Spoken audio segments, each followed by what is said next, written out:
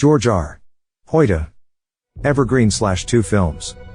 April 15, 2010. The Count of Monte Cristo. I first saw the movie, The Count of Monte Cristo, when I was 30 years old. I had just been released from jail myself and found the movie to be a message from God.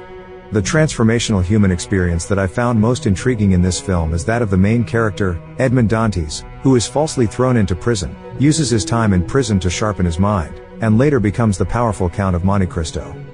I remember the darkness of Edmond Dantes' scene in solitary confinement. It reminded me of my own solitary confinement in Pierce County. You can feel the same despair, fear, and longing to commit suicide as a means to escape. The action picks up when something erupts from the middle of the floor. You're not sure if Dantes is losing his mind, until the next clip reveals the truth. An old man has dug a tunnel into Dantes' cell by accident hoping to escape prison. He simply chose the wrong direction. In return for Dantes' help, the old man teaches Edmond how to read, write, mathematics, economics, sword fighting, ect. This scene is my favorite scene in the movie because it shows the power of the human being to transform their lives through the enlightening of the mind. It shows the journey of manhood. It shows the teacher that appears when the student is ready. It shows the power of an educated mind to destroy enemies and oppressors. The Count of Monte Cristo should be required viewing for all students.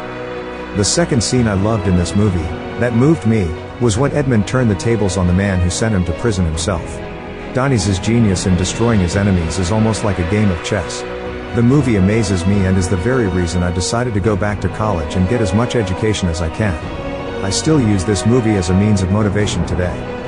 The Count of Monte Cristo brought out many emotions out of me. That is what makes this movie my favorite film. It reminded me of the sting of injustice, the thirst for revenge, the motivation to use education as a means of seeking that revenge, losing religion and finding it again, and redemption after suffering. I really don't know if my personal story can turn out as spiritually motivated as The Count of Monte Cristo, but I use this film to help shape my motivation to seek an education.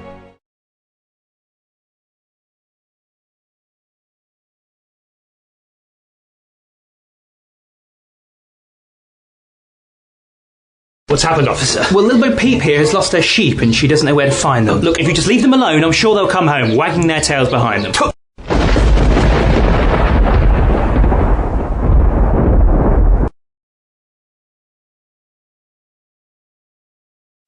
Everybody in the business is a criminal. And how can you ever trust a criminal?